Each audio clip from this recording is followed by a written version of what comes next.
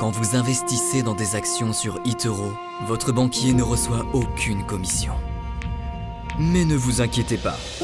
Après un week-end de ski à Chamonix, un smoothie à la noix de coco et un massage à 4 mains, il finira par s'en remettre. Investissez dans des actions sans payer de commission avec eToro.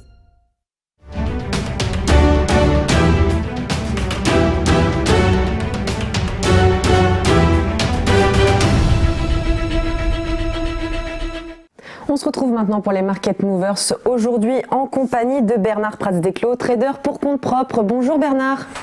Bonjour Eleonore. Alors c'est parti pour 3 valeurs à décrypter avec vous. On va commencer par LVMH. Exactement, donc en fait LVMH qui ce matin ouvre en très légère baisse de 0,7%. En fait LVMH nous présente une configuration graphique qui est très intéressante. Donc on va faire une petite rétrospective. Donc il y avait eu évidemment une forte chute suite à la crise du coronavirus et un rebond significatif. Mais durant cette phase de rebond, elle était restée bloquée sous le niveau des 363 euros qui avait servi de résistance à 3 reprises durant les mois de mars, d'avril et le mois de mai. Puis fin mai, finalement, avec l'accélération que l'on a connue sur les bourses européennes, donc notamment, évidemment, c'était dû à la réunion qu'il y a eu entre le président français et la chancelière allemande. Donc cette résistance du niveau 363 a fini par en fait céder et la valeur LVMH est allée refermer en fait un gap. Un gap, c'est un trou de cotation et ce trou de cotation daté du 21 février. Et là, sur ce niveau-là, ça s'est vraiment joué à 3 ou 4 cents.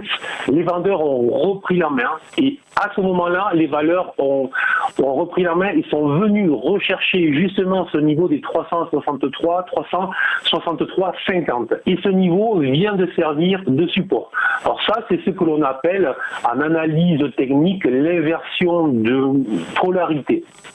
Il faut considérer désormais que tant que LVMH évoluera au-dessus des 363, ce sont les acheteurs qui ont la main, ce sont les acheteurs qui vont décider ce que la valeur fera. Et donc, très simplement, il faut considérer que des plus hauts sont envisageables sur les prochaines semaines. Et on aurait une première cible aux alentours des 425 euros prochaine semaine, prochain mois. Donc là, on est sur du moyen long terme. Alors, je reste positif sur la valeur LVMH tant que ce niveau des 363, voire légèrement en dessous, 359, reste support.